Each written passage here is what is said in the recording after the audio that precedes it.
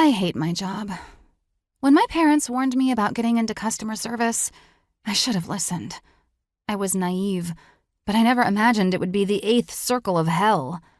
If only the royalties from my self-published books could pay all my bills. As much as I want to be a full-time romance writer, my sales aren't steady enough to quit my job at the hospital. But a girl can dream, right? At this rate, I'll need a miracle or a viral TikTok video.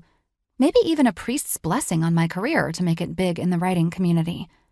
My only saving grace is that after COVID-19 hit, my job was transitioned to remote status. Getting to sit at home in my pajamas while dealing with customers is the only bright side to this gig. Plus, I can write during my breaks without people stopping at my desk to ask questions. I'm able to really unplug and dedicate time to writing. A luxury a lot of bivocational writers don't have these days.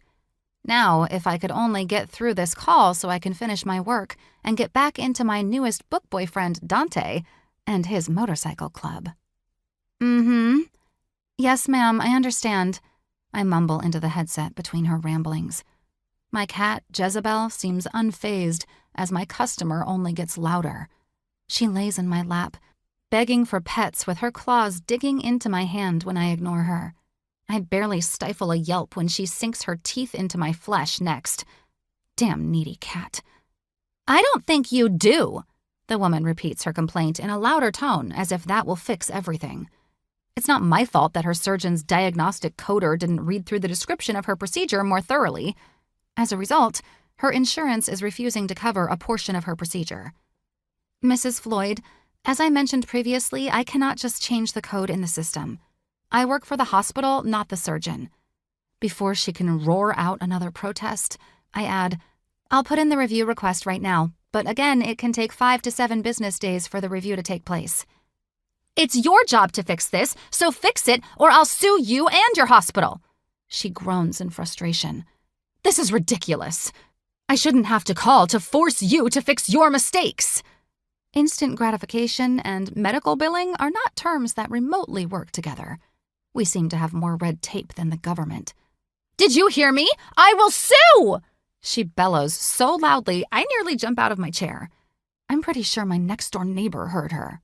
Maybe even the old lady with the bad hearing aids on the first floor of my apartment building as well. Yes, I heard you. Loud and clear, lady. Would you like me to give you the direct line to our legal department? My words come out more clipped than I'd intended, but my paper-thin patience is all but gone at this point. How dare you use that tone with me? I want to speak to your manager right now. She will not circumvent our process, Mrs. Floyd. We have protocols we have to follow. Manager, now! She hisses. One moment, please. Rolling my eyes, I pull up Melinda's name in our messaging system and click the icon to video chat with her. She answers almost immediately, a frown on her face. What now? She groans. Her blonde, tightly coiled hair, normally styled to perfection, was in a messy bun. If I had to guess, her day is going about as well as mine is.